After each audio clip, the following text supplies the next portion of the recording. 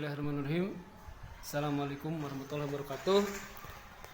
Apa kabar anak-anakku? Mudah-mudahan kalian sehat semuanya, lahir dan batin. Kita berjumpa lagi dalam pembelajaran daring SKI. Hari ini insya Allah Bapak akan membahas perkembangan dakwah Nabi Muhammad SAW periode Mekah.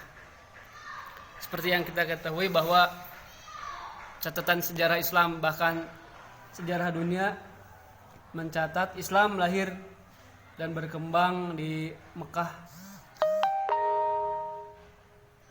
Awal pertumbuhannya banyak rintangan, tantangan, cobaan yang menimpa Nabi dan para sahabatnya.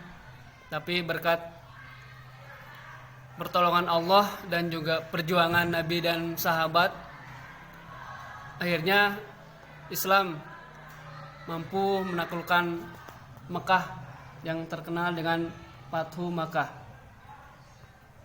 Coba disimak slide-nya ya.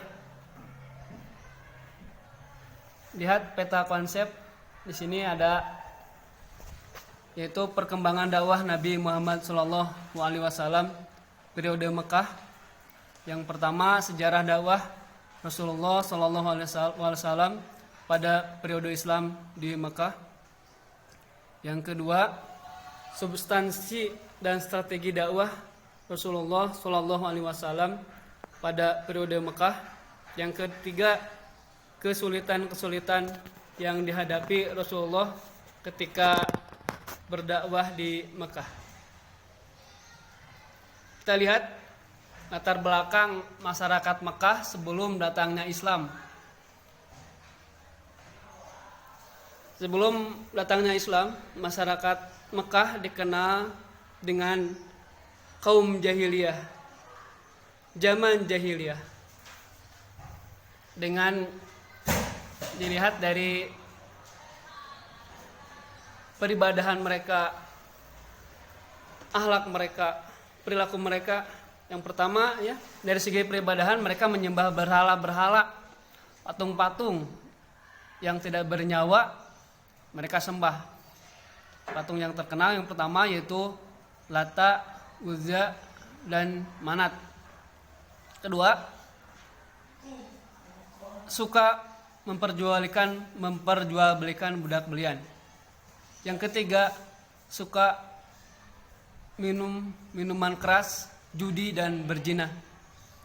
Yang keempat, bangsa Arab terpecah menjadi suku-suku, kabilah yang saling membanggakan suku mereka masing-masing. Yang kelima, kebiasaan orang Arab memberikan penghargaan berdasarkan kekuasaan, kedudukan, kekayaan, dan keturunan. Ini miris sekali, jauh dari nilai-nilai kemanusiaan, jauh dari nilai-nilai agama, humanisme, dan lain-lain.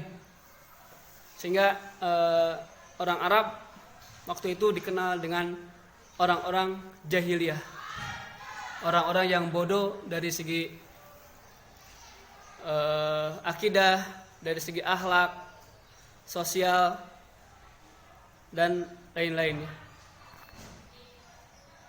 Selanjutnya, penyebaran Islam di Mekah dimulai ketika Nabi Muhammad SAW diangkat menjadi dan Rasul ketika beliau menginjak usia 40 tahun. Beliau waktu itu sering berkhalwat di Gua Hiro. Berhari-hari beliau merenung, bertafakur tentang memikirkan nasib umatnya di Mekah itu yang sudah jauh akhlaknya, peribadatannya jauh dari nilai-nilai agama dan juga kemanusiaan. Maka pada tanggal 17 Ramadan atau 6 Agustus 610 Masehi, malaikat datang dan menyuruh Nabi Muhammad SAW membaca surat Al-Alaq 1-5.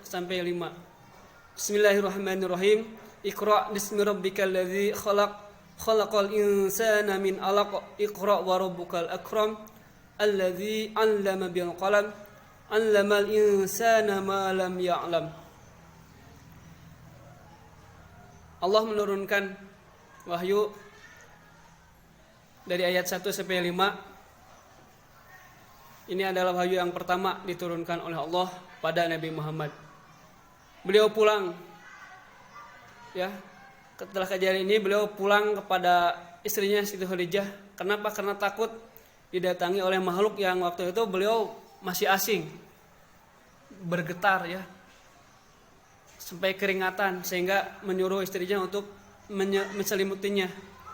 Lalu setelah beliau tenang, barulah beliau menceritakan kepada istrinya kejadian yang baru menimpanya. Beliau menceritakan bahwa beliau didatangi oleh makhluk asing, ya, dengan menyuruh membaca surat Al-Alaq. Maka Khadijah mendatangi saudaranya yang ahli kitab, yaitu Waraqah bin Naufal, untuk menanyakan peristiwa ini. Waraqah membuka kitab Taurat dan Injil. Beliau menemukan bahwa yang datang kepada Nabi itu adalah malaikat Jibril yang sama dengan yang datang kepada Nabi Musa untuk memberikan wahyu, sehingga beliau akan diangkat menjadi Nabi dan Rasul. Kemudian setelah 40 hari setelah wahyu yang pertama turun, maka turun surat yang selanjutnya, yaitu surat Al-Mudassir,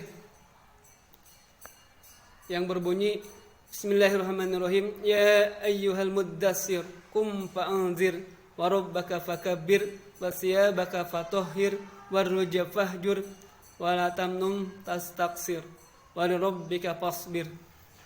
Wahai orang-orang yang berselimut, bangunlah lalu berikan peringatan dan agungkanlah Tuhanmu, dan bersihkanlah pakaianmu, dan tinggalkanlah perbuatan dosa, dan janganlah kamu memberi dengan maksud memperoleh balasan yang lebih banyak, dan karena Tuhanmu bersabarlah.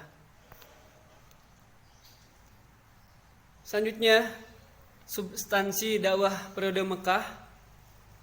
Yang pertama yaitu mendakwakan tauhid. Yang kedua, mengajarkan akhlak mulia. Yang ketiga, menekankan adanya kehidupan setelah mati. Yang keempat, mengajarkan persamaan derajat antar sesama. Yang kelima, mengajarkan ibadah makhluk.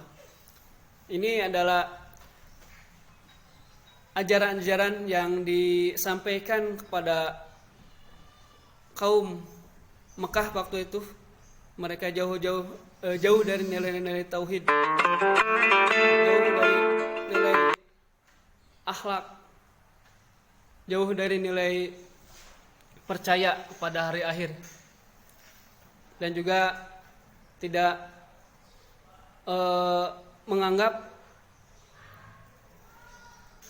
derajat yang lebih rendah, sehingga derajat itu beda, adanya perbedaan, sehingga datangnya Islam itu menyamakan derajat.